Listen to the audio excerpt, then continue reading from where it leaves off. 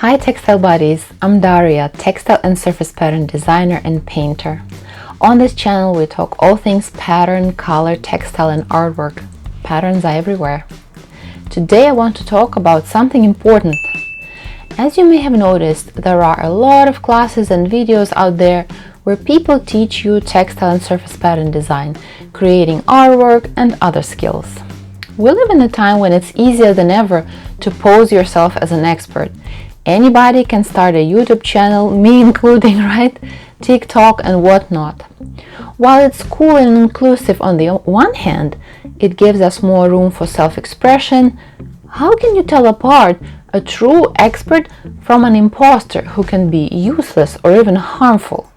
Well, yes, we are thankfully not performing brain surgery over here, just making prints. How can you save your time and money by staying away from people who have no credentials to teach others? If you aren't subscribed to my channel, please do so now. I noticed in my statistics that many people who watch my videos are not subscribed, so let's fix that right now. It really helps the channel with promotion. You might also want to consider supporting me with the Buy Me a Coffee website.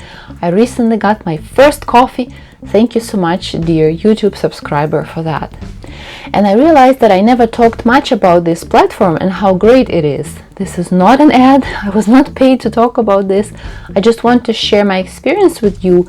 Maybe you are a creator as well. So the Buy Me a Coffee, unlike Patreon, does not require registration or monthly payments. You can just make a one-time donation without having an account.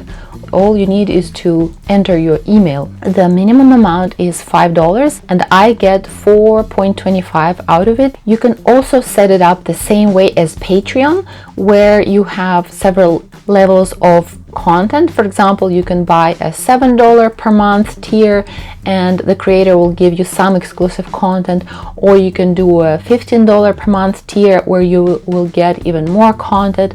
So why am I talking about this? Because I'm currently looking into ways of giving some valuable content to you, and I'm choosing between Skillshare, Patreon, Buy Me a Coffee in the same manner. Let me know, what you are interested in, what would work better for you, let me know your thoughts. I could also offer classes via my own website as well. So let's get into this. Experts, fake and real. Disclaimer, as always, I'm sharing my own personal experience and preferences, and I'm not trying to diss anybody at all. But recently there has been such a burst of educators, and I just wanted to share my thoughts with you. As a bonus, at the end of this video, I will share my favorite creators and experts who I trust. Make sure to watch until the end and don't forget to like this video. So what are the things to pay attention to in order to know if the person posing themselves as an expert is really one? Number one thing is, how long has the person been doing this? And by this I mean create repeating patterns, of course. Now, it's okay for a person to share their journey as they learn. I've noticed it's become more popular. I'm not sure I would like to learn from someone who has only been doing this for a few months, and especially pay them to teach me. My personal preference. Number two, are they doing this full-time or as a side hustle? Of course, it's not a sin to have another job, but if the person's primary occupation is outside of the art and design world, their credibility could be questionable.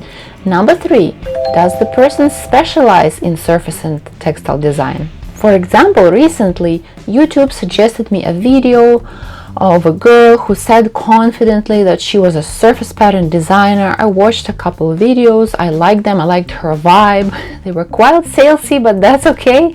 Selling is not a plague to be avoided, but still. We'll talk about sales in a few minutes as well. So I liked her videos and I started watching her older ones. And 1 year ago, she was saying in the same confident manner that she was a children's book illustrator and she was selling a course about it, at the time promising to teach people how to be a successful children's book illustrator. Apparently something went wrong and now she is a surface designer. Now, don't get me wrong, it happens often that creative professionals switch from one field to another. And since we're so creative, we are often interested in different mediums and fields. I myself often mention that I'm a painter, I like plein air, and so on and so forth.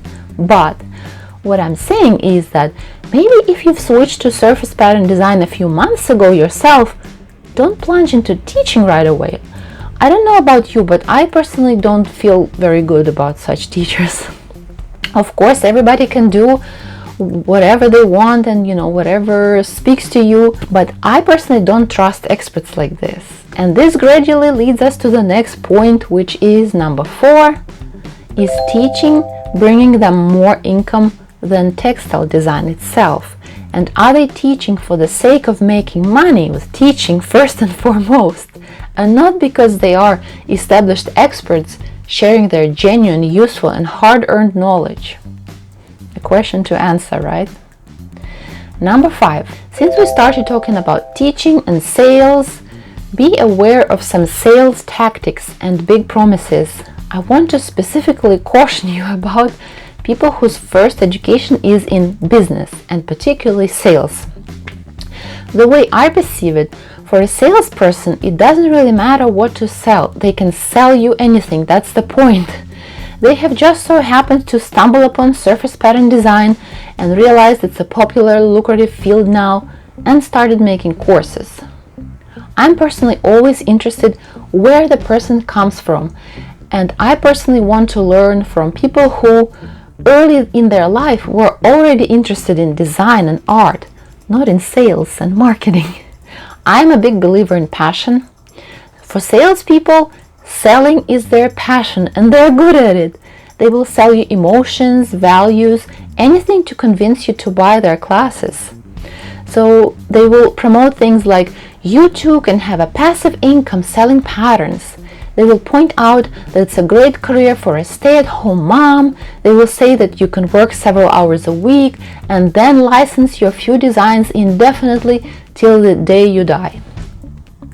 Yes, there can be truth in those words, but what they do is strip the undesirable facts, such as the competition is huge, it's really hard to get a lucrative licensing deal, you might have to work several years before you start getting good deals, and so on. So don't be fooled by the sales tactics and big promises.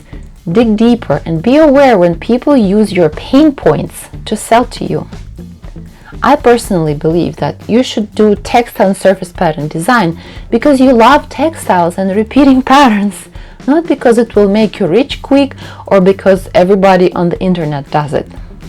Are you with me? Number 6. Do they have any real-life experience in the field? By that, I perceive successful freelancing for established clients, having multiple licensing deals, having an agent, or having worked as an in-house designer, for example. Because working with others, be it design managers, art directors, other designers, helps weed out the delusion a little bit and truly proves professionalism. You don't just think that you are a great designer, but your expertise is backed by real-life proof. You can check their LinkedIn page for professional connections, look at their portfolio online to see which clients they work with, and so on. Number 7 thing is the expert in question successful at what they do? I remember researching a teacher once and I couldn't find any of her designs anywhere.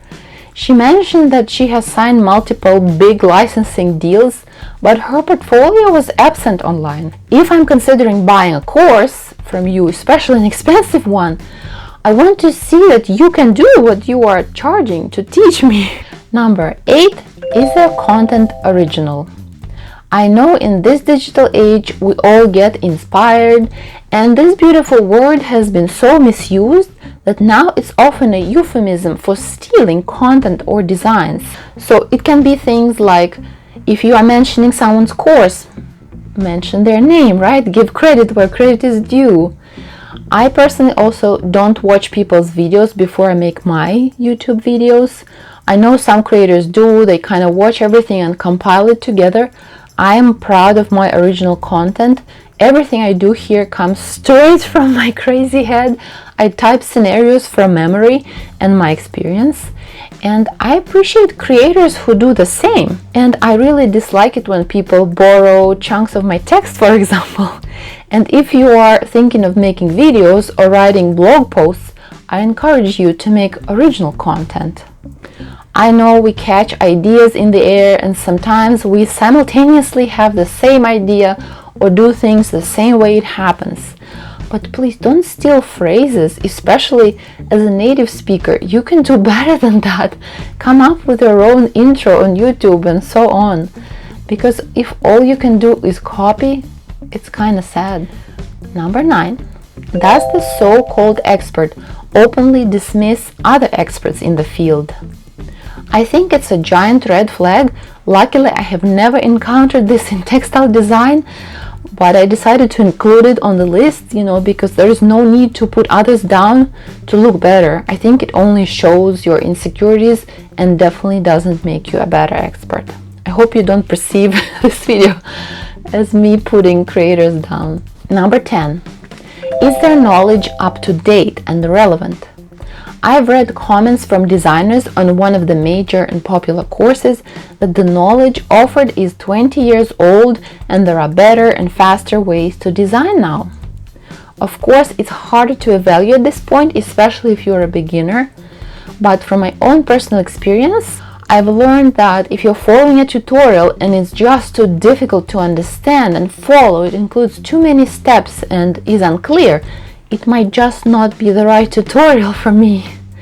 I often repeat that there are multiple ways to do the same operations in Adobe programs, and the teacher who is using outdated knowledge might just not be taking advantage of newer and better tools.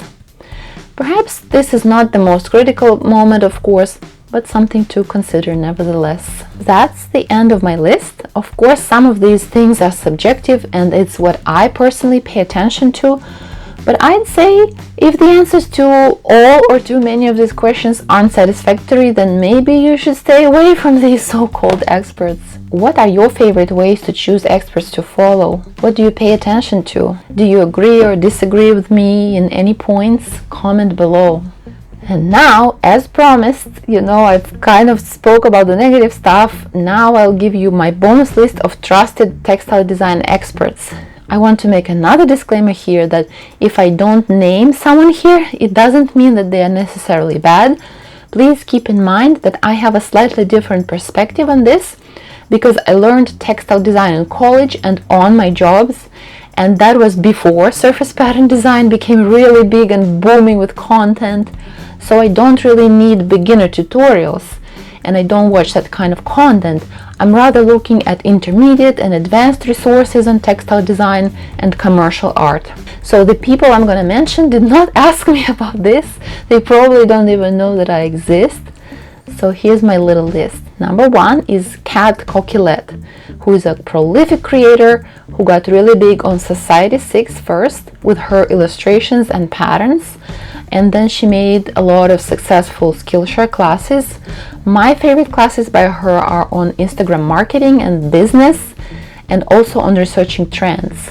I've also kind of clicked through her tutorials a little bit.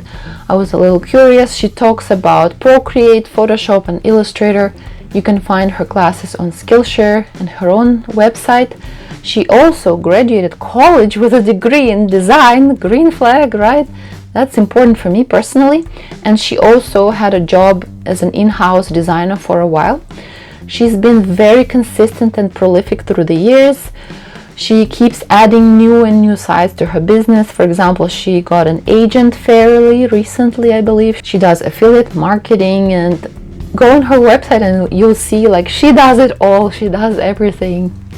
Number 2 is Elizabeth Silver, who is also a professional textile designer with lots of experience. She's very successful freelancing for large clients. I really like her YouTube videos with interviews with industry professionals, and her newsletter, I swear it comes right on time. Every single time I wake up in the morning, I'm feeling low, I'm like, I don't know, I'm tired, I'm not inspired, I'm not making a huge income. And then, you know, Elizabeth's newsletter lands in my inbox. She's very transparent and she's very real. You know, she talks about how hard things are. It's not easy to be a successful designer. The next person, who I have already mentioned a couple times in my videos, is Oksana, who is an expert on microstock websites. I really enjoyed her videos at some point in my career. I followed her path for a couple years. I thought I could make it as a microstock designer as well, but I didn't have the patience to upload 10,000 designs, so I kind of gave it up and moved on to something else.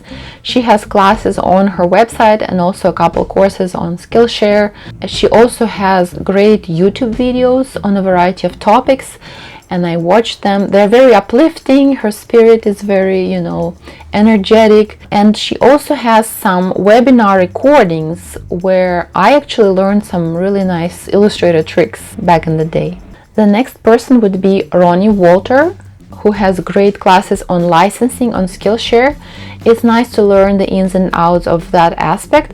I personally don't do lots and lots of licensing. It's a very intricate, complicated field, but you definitely need to be familiar with it. And the last but not the least is On Marwin, who has a great Skillshare class on Pinterest and some other business classes. She also talks a lot about watercolor sketching, but I personally get a little bit of a complex looking at people like her because she's so prolific and never stops making artwork. I'm a little jealous of that type of creators. She has also tapped into microstocks at some point, which, you know, is always interesting to look at successful people and learn their journey. What have they tried? She said she got noticed on Pinterest actually and got many repeat illustration clients from there. Hasn't happened to me yet. That's all. Like I mentioned, if someone's name is not on the list, it doesn't mean they are not good. Or maybe it does. I'll leave that to you to decide. You make your own conclusions. Just kidding. If you've enjoyed this video, I would appreciate your like. It's a free equivalent of saying thank you. And remember about that Buy Me a Coffee page as well. My channel is not yet available to be monetized, unfortunately. I'm working on it, so that's the only option I have for now. And don't forget to subscribe, please. Very, very important. Remember, fake experts are everywhere and they want your money.